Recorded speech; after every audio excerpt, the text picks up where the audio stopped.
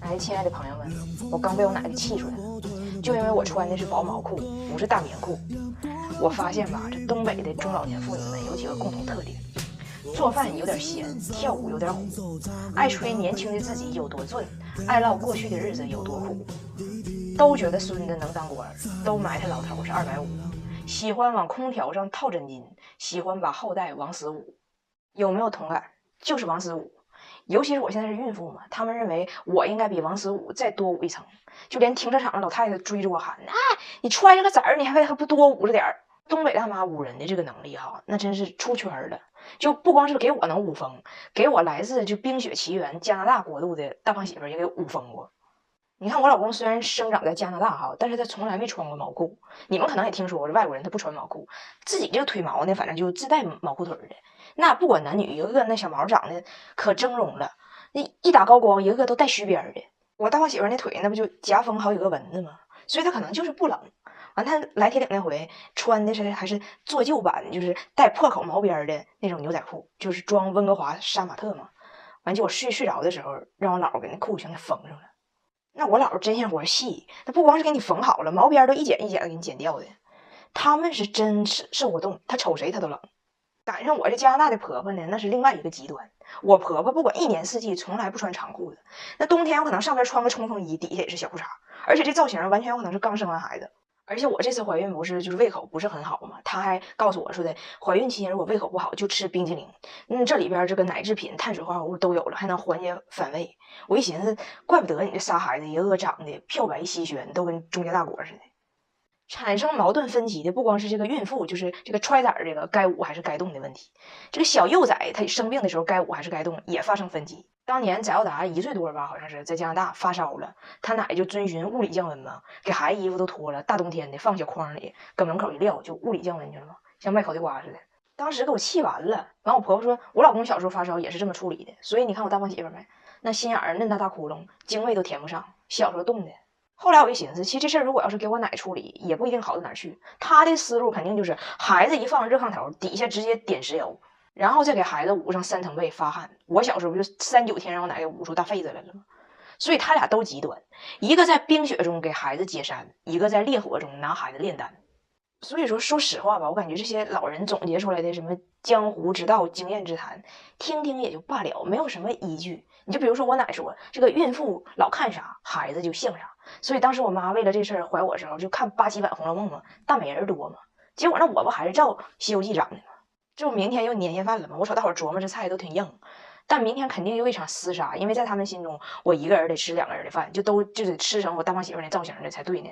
但是吧，你发现没？就是怀孕、生孩子、养孩子这类的事儿，谁告诉你的都是他自己的那些经验，你根本问不出来个对与错，还是得相信科学。所以我怀了2胎以后，就下载了妈妈网孕育 APP，里边有专业的孕育知识，一键查询，立刻答疑。你比如说上次我怀孕的时候，不是被查出有妊娠糖尿病吗？然后医生就说这一胎要做到严格控糖。但你说这马上过年了，马上上桌之前，我也没有那时间给医生打电话或者上网搜能吃啥不能吃啥。用妈妈网孕育 APP 一查就知道了吗？怀孕育儿就用妈妈网孕育，还瞅呢？赶紧下一个呗！知识的力量打败一切。哎，你说这外国爸爸会带孩子不？这不最近我回国了吗？很多人问我，彩玲这外国爹带孩子你能放心吗？咱说实话啊，我这大胖媳妇作为一个胖子，她不是个好胖子，但是作为一个媳妇儿，她是个好媳妇儿。作为孩子爹呢，我对他的爹格很知足。但是从养孩子的观念上呢，俺俩还是有这个中西家长育儿观上边的差异的。比如说啥呢？比如说他从来不会给孩子盖被。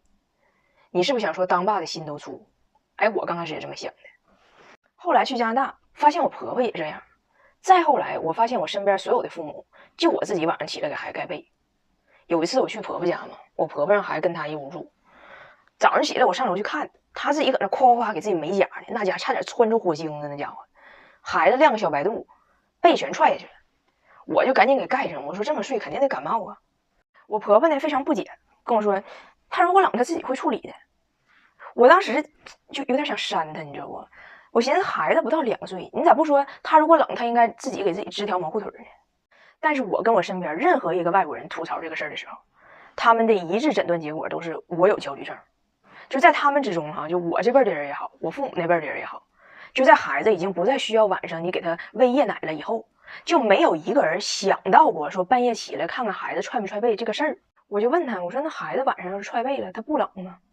他们的回答统一的逻辑是这样的：不喊的健身男，那就是你不够猛；不喝的老丈人，那就是你不会捧；不见的嘟嘟唇，那就是你不会整；不醒的踹被娃，那就是他不够冷。所以他们都这么认为，真冷了他就醒了。那我们大人也是需要休息的。咱再说孩子上学中午带饭这个事儿，如果要是我准备呢，我肯定是头一天晚上给他做出来，那咱整的得差不离儿，对不？如果要是我老公准备呢，那肯定是早晨就是准备上学手忙脚乱的时候，他随手霍吧出来一个什么玩意儿，基本上呢就是三明治、面包抹点沙拉酱，完夹片火腿，完了。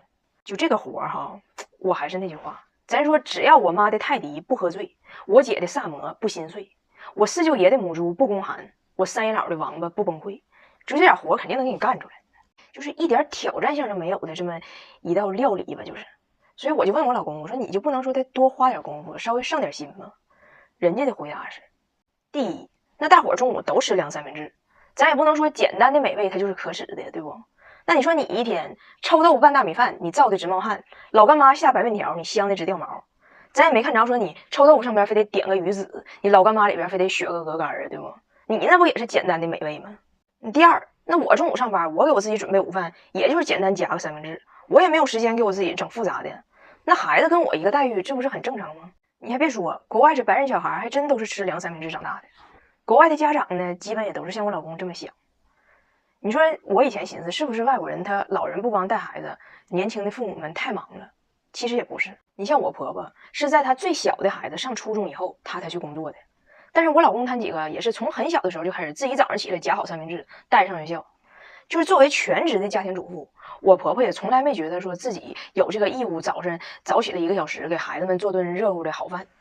还有哈，你去国外的餐馆看他们点菜，那可能爸爸妈妈点了一瓶好的红酒，然后俩人可能整个惠灵顿牛排啥的，那孩子的菜单上就是土豆泥、薯条、焗马铃薯，反正就跟土豆较劲。他们的理由很简单，就孩子的味蕾他又不会享受高端食材，为什么要浪费钱？